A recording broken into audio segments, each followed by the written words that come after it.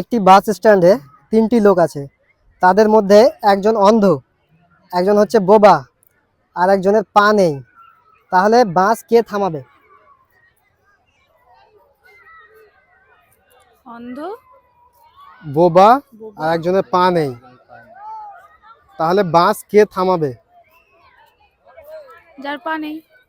যার পা নেই সে থামাবে বাস? হ্যাঁ, ये फंस गया सी है।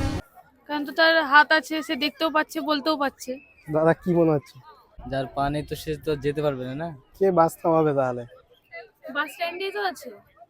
হ্যাঁ, ওরা তো বাস স্ট্যান্ডই আছে। তাহলে বাস কি করে থামাবে? ও তো হাত দিয়েও থামাতে পারবে। দিয়ে এভাবে বলবে যাবো না, এবার যাবো। কি মনে হচ্ছে তাহলে? ওই যার পা নেই। যার পা নেই সে বাস থামাবে?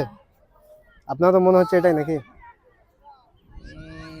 যে বোবা আছে সেও বাস থামাতে পারবে। কি করে? তাকে তো বলতে হবে যে যাবো বা কিছু। হাত দেখালে তো বাস থামবে। না,